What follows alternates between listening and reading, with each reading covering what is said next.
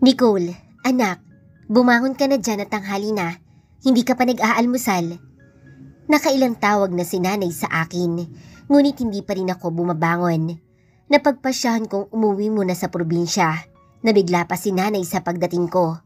Hindi ko sinabi sa kanila ang totoo na nakipaghiwalay na ako sa asawa ko. Kahit hindi ko sabihin, alam kong naramdaman ito ng mga magulang ko. Sige nay, sunod na lang po ako. Nakatitig lang ako sa kisame na blanko ang utak. Mabigat ang aking pakiramdam na bumangon.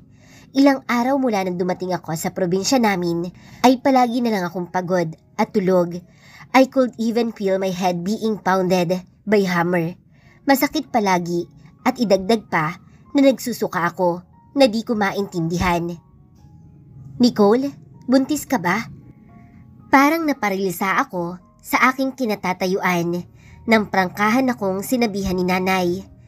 Bakit ngayon ko lang naisip na posible palang nagdadalang tao nga ako at kumpirmado nga, buntis ako. Malungkot ang mga mata ni nanay na nakamasid lang sa akin. May perang dumating sa bangko, sa asawa mo daw galing yon. Hindi ako kumibo.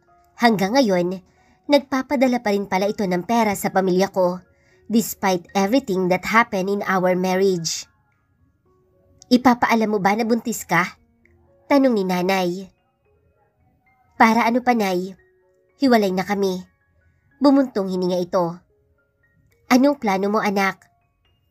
Pagkatapos kong manganak, sisimulan ko ang magplano para sa kinabukasan ng anak ko nay. Mabilis na lumipas ang buwan. Di ko na namalayan ay malusog kong ipinanganak ang bunga ng kabaliwan ko kay Enzo. Wala na rin akong alam tungkol sa kanya dahil ayokong makibalita. Ni isang beses ay hindi man lang ito tumawag. May mga unknown number na ilang beses nang napatawag, hindi naman sumasagot. Nakikinig lang sa boses ko and after that, binababa agad. Tanging si Belen lang ang madalas kong katawagan. May mga gusto itong ikwento tungkol sa asawa ko. Pero ako na mismo ang nakiusap sa kanya na kung pwede, ayoko nang malaman pa ang tungkol sa kanya. Isang araw, habang hineheli ko ang anak ko, ay may kumatok sa pintuan. Inutusan ko ang bunso namin na buksan ang pintuan dahil nag-iiyak na si Eman. Sinusumpong na naman. Ate, may naghahanap sa'yo. Napalingon ako sa pintuan. Niligay ko muna si baby ko sa crib para puntahan kung sino man ito. Paglabas ko, isang matangkad na lalaki na nakatalikod lang ito. Good afternoon. Ikaw ba ang naghahanap sa akin? Tanong ko na may halong pagtataka. Dahan-dahan naman itong lumingon. Hello, Mrs. Nicole Galvez. Malumanay ang kanyang ngiting ibinigay sa akin na pinagtaka ko dahil hindi ko naman ito kilala. Pwede ko bang malaman kung sino ka? At ano ang sadya mo sa akin? Ani ko na nakakunot ang noo. Wala kasi akong ideya kung sino ang kaharap ko. Hindi maikakaila, nagwapo rin ito, matangkad at base sa suot niya, halatang mayaman ito. Anyway, hindi na ako magpapaligoy-ligoy pa. Aniya na malumanay pa rin ang tono ng boses niya. I'm Nick Salvador, your caller, remember?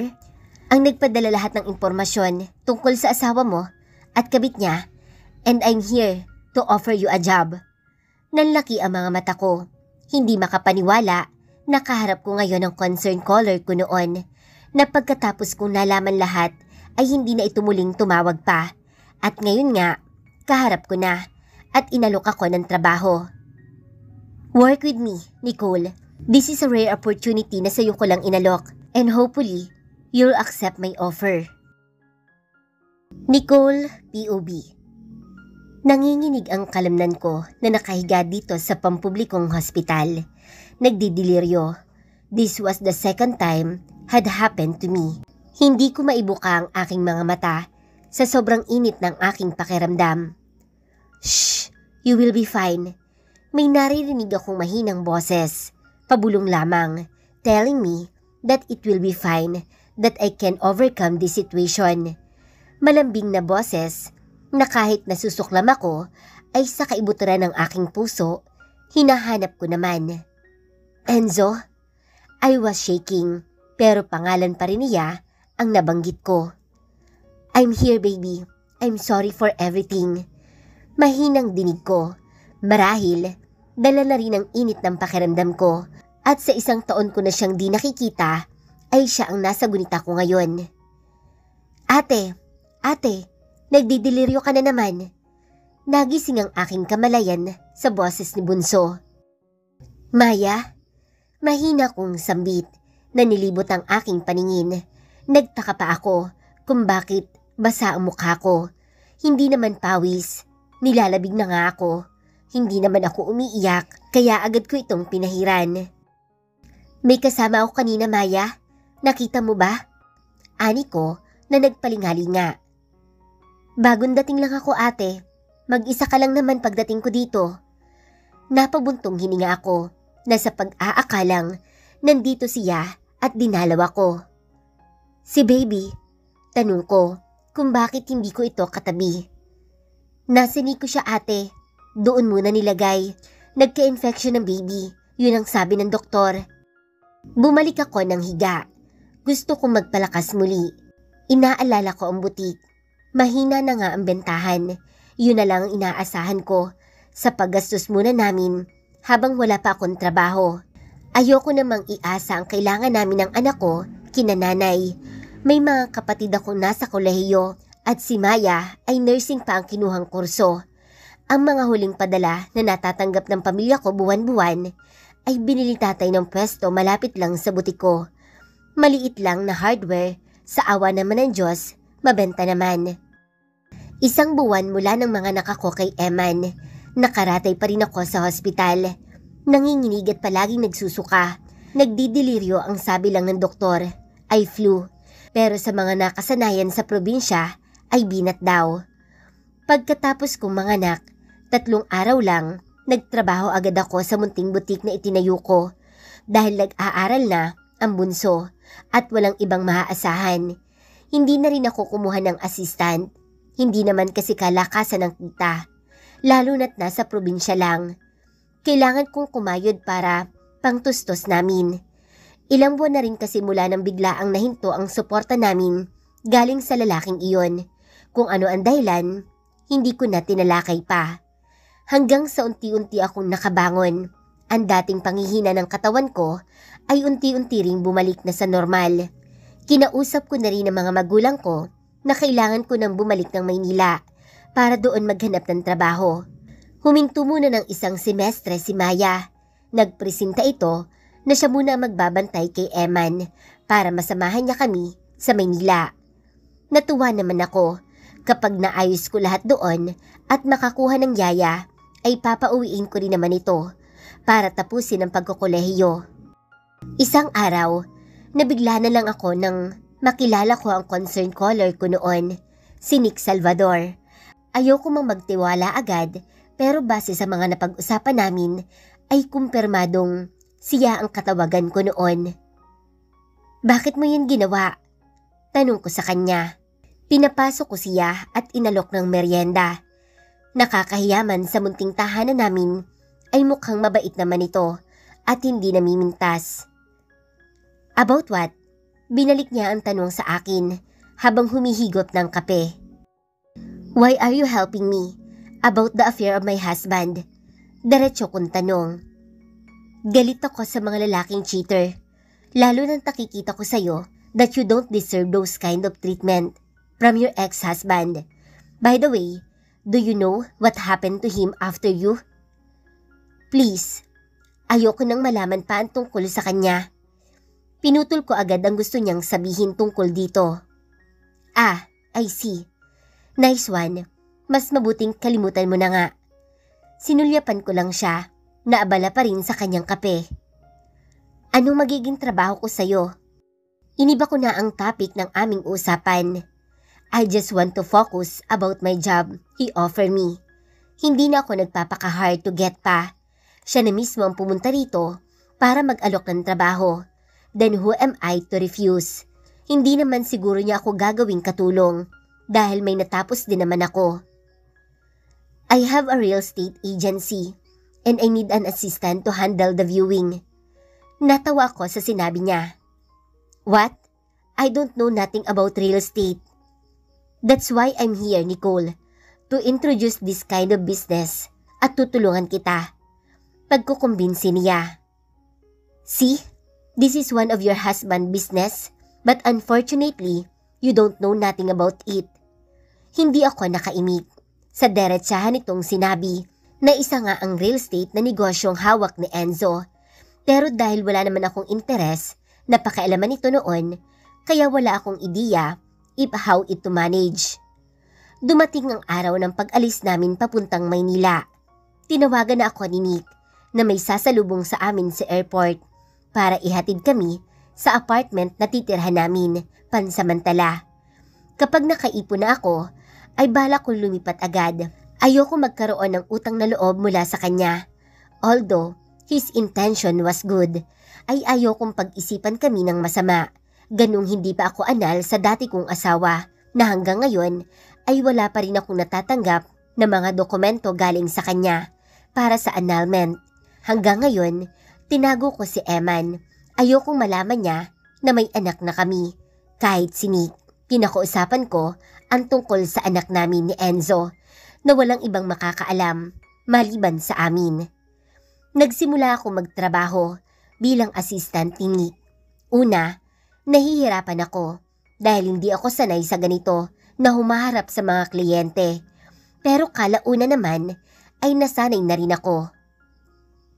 Nicole, prepare your speech later. May darating na mga co-investors mamaya. Tinanguan ko lang si Nick na sanay na rin naman ako na humarap sa mga kasosyo niya. Muntik pa akong malate sa meeting dahil nag-iiyak si Eman. Hindi ko muna ito iniwan hanggat hindi makatulog. Pagdating ko sa opisina, sinalubong ako sa isa sa mga employees ni Nick. Miss Nicole, ikaw na lang ang hinihintay sa loob. Nginitian ko lang ito. Hindi ko na ginamit pa ang surname ng dati kong asawa. He's out of my life now at kahit apelyido niya, ayoko nang madikit pa sa buhay ko. Oh, I'm sorry for being late. Hinging paumanhin ko sa mga kasosyo ni Nick. Nagmamadali kong inilagay ang laptop sa lamesa nang may pamilyar na boses ang nagsalita sa harapan ko.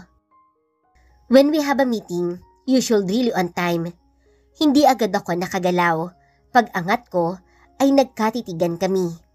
I can sense his madness, the way he look at me. So I just keep my heads up, no fear. Dahil kung magpapadala ko sa takot at emosyon ko ngayong kaharap siya, ay baka nahimatay na ako. Sino ka para diktahan ako? Ha, Mr. Enzo Galvez. Don't you dare hide your voice in front of them because I'm still your husband, Miss Nicole Galvez. Nagkainitan kami sa loob na lalaking mukha pa lang gusto ko nang kalmutin. Nilingon ko si Nick na porma lang ang mukha. Sumenyas ito na ipagpatuloy ko ang presentasyon sa loob dahil gahol na rin naman sa oras. Huminga muna ako ng malalim. Ayokong mabaling ang atensyon ko sa lalaking nakaupo sa center table na kung nakakamatay man ang titig niya sa akin, kanina pa siguro akong bumulagta. It's been a year mula na naghiwalay kami. Ngunit ang pinagtaka ko lang ay kung bakit nag-iba ang itsura niya. Pumayat ito, di tulad ng dati na magkasama pa kami, ay in proportion ang shape ng kanyang mga muscle. Nicole, begin now. Kung hindi lang nagsalita si Nick, ay marahil hanggang ngayon, lumilipad pa rin ang utak ko. I'm sorry Nick. Good afternoon everyone. Muntik pa akong magkanda utal-utal sa pagsasalita dahil sa tensyong naramdaman ko ngayon. The client has a budget for more than 50 million pesos for this property and industrial style decor isn't her style. Pagsasatinig nito na ikinainis ko. How did you know? Ikaw ba ang kasama niya upon viewing the property? Panguyam ko sa lalaking wala man lang modo kung makasabad during my explanation for the possible client na hinawakan ko. Oh come on, Mrs. Galvez. Matagal na ako sa ganitong kalakaran while you are getting started. Will you please stop calling me Mrs. Galvez? I'm your ex-wife At kung ano man ang namamagitan sa atin noon, it's over. Hindi ko na mapigilang sigawan ito sa harap ng mga kasosyo ni Nick sa naghalo-halo ko ng emosyon. Okay guys, let's just have some break. We'll resume after an hour. Nicole, follow me in my office. Tumayo si Nick at sumenyas sa akin na pasunurin ako sa opisina nito. Nagsitayuan na rin ang halos lahat maliban lang sa lalaking nakasagutan ko. Mabilis kong nilisan ang loob ng conference room nang bigla niya akong hinarang. How's my lovely wife? Ha? Hinarang niya ang isang kamay sa pintuan para hindi ako makalabas. Ano bang problema mong demonyo ka? Asik ko sa kanya na pati ang katawan nito ay nakaharang na rin. Step back of my way. Mahina kong utos, pero ngumisi lang ito. What if I don't? Pikit mata kong bumuga ng hangin sa ginawa niyang paglulumikot sa katawan ko. Don't touch me, cheater. Nandidiri ako sa'yo. Bulyaw ko sa kanya, ngunit di man lang ito tuminag, bagkus ay mas naging agresibo pa ito sa kung ano man balak nitong gawin. Nicole. Oh my Nicole, I miss you badly, baby. Biglang nanayo ang aking balahibo nang hinawi niya ang aking buhok at dinila ng aking leeg.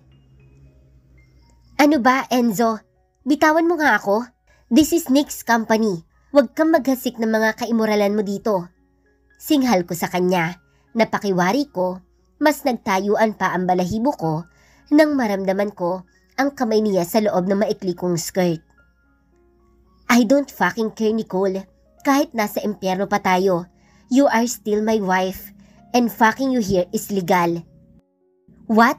Nababaliw ka na ba? Wala ba talagang pinipili ang kalibugan mo? Pinandilatan ko ito ng mata. Kung pwede lang sabunutan ko ang pagbumukha niya, ay ginawa ko na. When it comes you, wifey, horny as hell, every time I'm near you. Napapitlag ako nang mag-abot ang paningin namin. Ang kaninang galit na mga mata niya sa kasagsagan ng presentasyon ko ay napalitan ngayon na nagliliyab na pagnanasa. Sumandal siya sa aking likuran. Pinaharap niya ako just to kiss me, but I slap his face. Kabayaran yan sa kahayukan mo. Ngumiwi lang ito na napangisi. Inayos ko muna ang aking sarili. Nakaramdaman ako ng pamamanhid ng aking binti ay hindi ko na ito alintana. See you around, baby. Ngisi nito, hawak ang kanyang pisngi na namumula sa aking sampal. Dali-daling lumabas ako sa loob ng conference room. Pinagtitinginan pa ako ng mga kasamahan kong empleyado pagkalabas ko sa aking hitsura. Magkaharap kami ngayon ni Nick sa loob ng opisina niya. I formally asked an apology sa naging asal ko kanina sa loob. Why didn't you tell me that my ex-husband was there? Tipid kong tanong kay Nick. Bumuntong hininga muna ito bago niya ako sinagot. Kahit ako, nabigla na nandito rin siya kasama sa meeting. What do you mean, Nick? Pagtataka ko. Nicole, mag-iisang taon na nang hindi hawak ni Enzo ang mga kumpanya nila. Tinanggalan na ito ng kapangyarihan ni Mr. Galvez, his father, to manage their companies. Nagulantang ako sa sinabi ni Nick, contrary to my expectation na sa pag-aakalang mas naging tuso pa ito dahil ganito naman ito nung iniwanan ko. He chose power, money, and their companies over me na dahilan upang pagtaksilan niya ako para sa kaalyansa niya sa pamilya ng kirida nito. I don't even know who's behind him now, kung bakit siya nakabalik. For all I know, he's not a CEO anymore. Hindi ako makapaniwala sa sinabi ni Nick tungkol sa dati kong asawa. Isang taon akong hindi nakabalita sa kanya. Lahat ng gustong ikwento ni Belen ukol kay Enzo ay ako mismo ang humaharang dahil ayoko nang magkaroon pa ng ugnayan at impormasyon mula rito. Then what's the reason for his comeback? Nalilito kong sambit kay Nick. Tinitigan niya muna ako bago ito nagsalitang muli. Marahil ay nang malaman ito na dito ka sa kumpanya ko nagtatrabaho. That's why he rushed things. Instead of Lucas Galvez, his half-brother now, the newly appointed CEO in their companies, ay siya ang dumating. Don't be deceived him again by his looks or promise. Nicole, Dahil ang tinitingilang Enzo Galvez noon na tuso sa paghawak ng mga negosyo ay lugmok na ngayon. After the incident happened between me and Enzo inside the conference room, ay halos hindi na ako makahinga nang magbalik lahat to resume the meeting. Sinang-ayunan naman na lahat ang proposal ko. Pinagtaka ko rin na wala na akong narinig na complain mula sa kanya after what had happened to us. Mariin lang itong nakikinig, di tulad kanina na halos lahat ng sasabihin ko ay kinokontra niya. Tahimik na natapos ang conference meeting. Nagmamadali akong lumabas, ni hindi ko na ito tinapunan ng tingin. Nakahinga ko ng maluwag nang makalabas ako galing sa loob. Nasulyapan ko pa na nag-uusap sila Nick. Hanggang ngayon, nasa gunita ko pa rin ang napag-usapan namin ni Nick tungkol kay Enzo. Nakasabay ng pag-alis ko sa poder niya ay ang pagkatanggal din daw nito bilang CEO sa mga kumpanyang pagmamay-ari nila na ngayon ay si Lucas na ang may hawak. Tinawagan ko agad si Belen.